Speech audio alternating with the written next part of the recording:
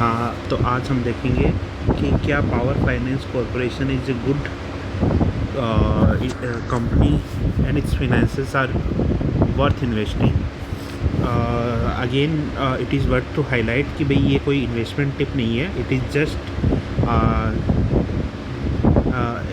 एक fundamental analysis and financial analysis of any company हम लोग लेके चल रहे हैं। और मेरा टारगेट है 1000 रुपीज़ पर डे का इन्वेस्ट करना किसी भी कंपनी के अंदर, तो उसके पर्पज़ से मैं फ़िनांशियल एनालिसिस कर रहा हूँ। तो Power Finance corporation limited is a company, non deposit taking NBFC है। करंट जो शेयर प्राइस चल रहा है वो चल रहा है अप्रोक्सीमेटली 419 रुपीज़। PEG रेशियो 0.23 है, that is good sign. Any ratio below 1 is considered to be good. Price to book value 1.2 है, जो कि अच्छा है। और रिटर्न ऑन इक्विटी इज़ 21%, जो भी अच्छा है।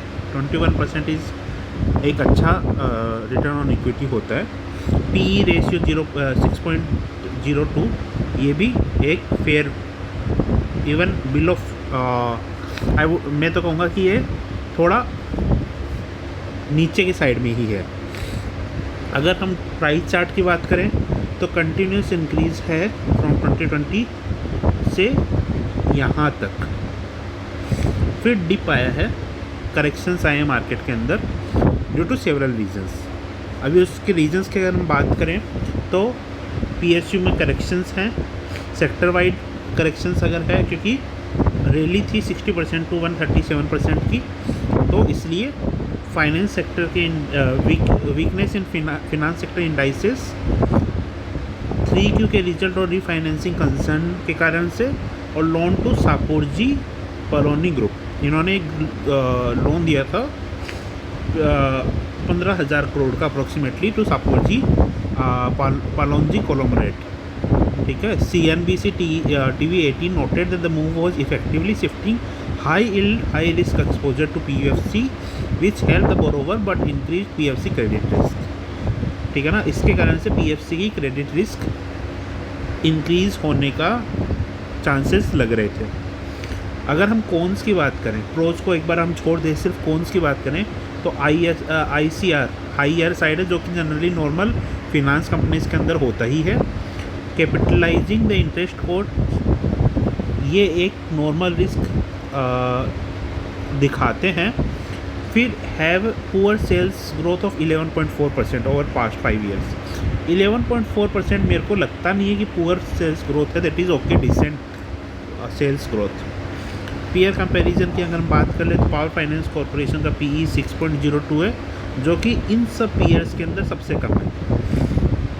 अगर हम डिविडेंड यील्ड की बात कर लें 3.82 है, जो कि REC लिमिटेड के बाद में सेकेंड हाईएस्ट है। To note, REC limited is also subsidiary of Power Finance Corporation. CMP सबसे कम है इन सब में, CMP to book value. Profit variation 26.41 है, सेल्स 11.36 है, एंड सो ऑन। अगर हम ये क्वार्टरली रिजल्ट्स की बात करें तो क्वार्टरली रिजल्ट्स में आप देखेंगे 29,265, जो कि लास्ट टाइम से सेल्स इंक्रीमेंट है, कंटिन्यूस इंक्रीज़ है इन मार्च। सिमिलरली अगर हम यहाँ की बात करें तो यहाँ पे भी आप देखेंगे continuous increase in last 3 years. Profitability की बात कर लेते हैं, फिनांसिंग प्रॉफिट कंटिन्यूस इंक्रीज है इन मार्च एटलीस्ट, यहाँ पे भी कंटिन्यूस इंक्रीज है। रेवेन्यूज़ अगर हम ईयरली की बात करें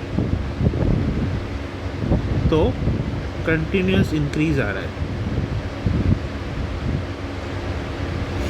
कंटिन्यूस इंक्रीज है यहाँ तक। अगर हम नेट प्रॉफिट की बात करें तो ये भी कंटिन्यूस इंक्रीज है। अगर हम प्रॉफिट की ग्रोथ की बात करें, अगर हम लोवेस्ट भी लेके चलें 10 ईयर का 14%, अगर 14% ग्रोथ अगर लेके चलें, ठीक है, और अगर इसका अगर हम डिविडेंड मान के चलें अपना, dividend per share is dividend is 3.82, तो अप्रोक्सीमेटली 16 रुपये का डिविडेंड मान लेते 419 की प्राइस पे, ठीक है।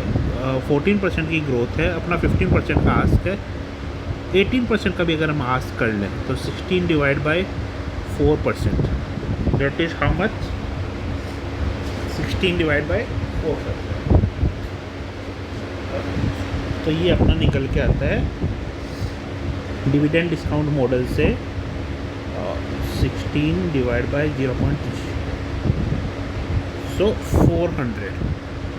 400 का प्राइस निकल के आता है, जो कि लगभग इसके बराबर ही है 420।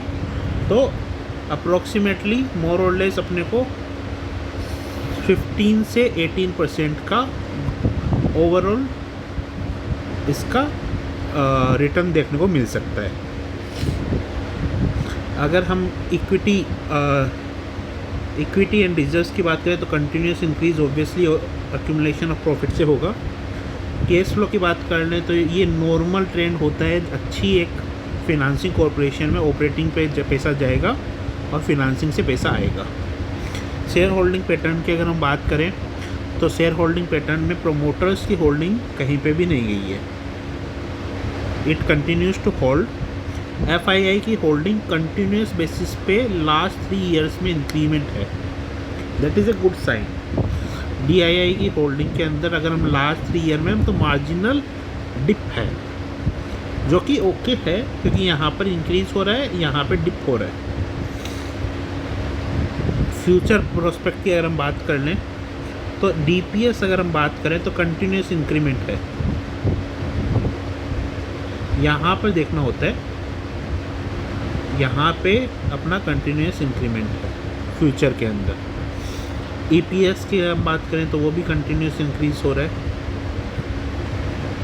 अगर हम ChatGPT पे डाल के देखें कि क्या ये कंपनी में इन्वेस्ट करना चाहिए तो फॉर 1 ईयर कोशियस बाई का साइन आता है, 3 to 5 ईयर एक्यूमुलेट का आता है, 10 ईयर के होल्ड फॉर कंपाउंडिंग बेनिफिट के लिए आता है। तो again before taking decision, please apply your mind, do your research and then take decision. Happy investing. Thank you.